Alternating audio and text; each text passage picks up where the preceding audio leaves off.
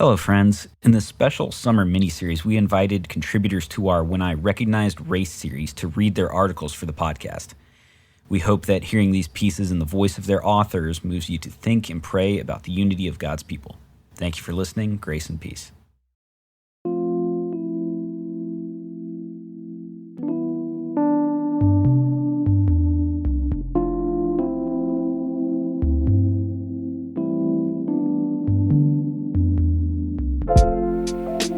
The phone rang. One of my parents answered it and said, "Chrys, it's for you." Ellie, a white girl from school, was on the line. After we shyly exchanged a handful of words, we both said our goodbyes and hung up. My 9-year-old face was bright with an ear-to-ear grin because I liked this 10-year-old girl and hoped that she liked me back. The next conversation would impact the rest of my life. My parents asked about Ellie. I told them who she was, and I remember my dad saying, "If she can't use your comb, don't bring her home." In his own way, he was trying to shield me from some of the hurt I would later face in a world I knew nothing about. I had no idea what he meant. What my dad had taught me that day wouldn't fully make sense until 9th grade when I dated Jamie, a white girl from the county school district in my town.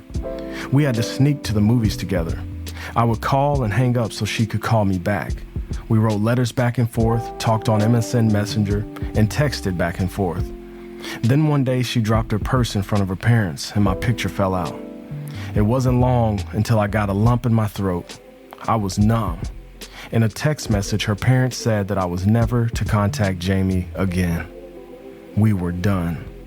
My heart was broken, and I realized that I was black.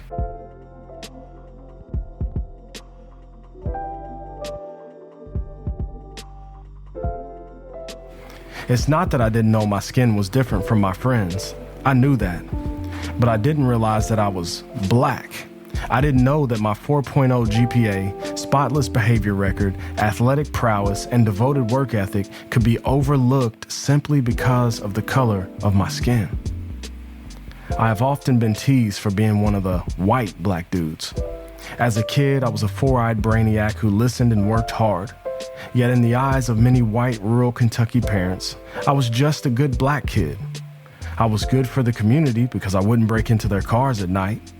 I was good for sports because I had a 40-inch vertical and could score major points at track meets.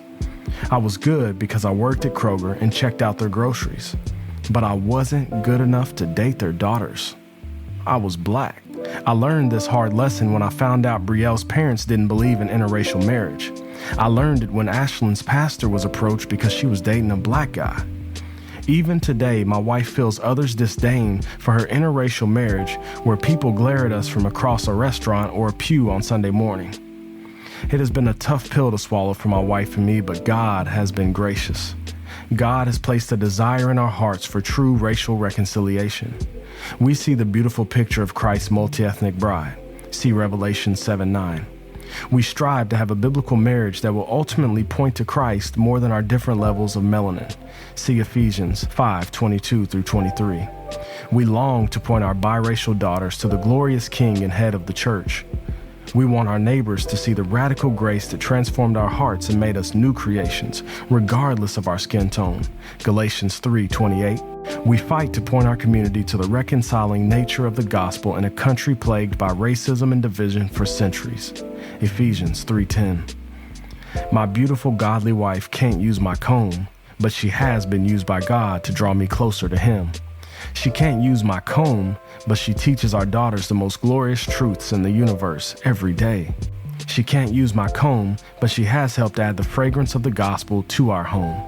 She can't use my comb, but she dreams with me of planting a multi-ethnic church in a place where it has been deemed impossible.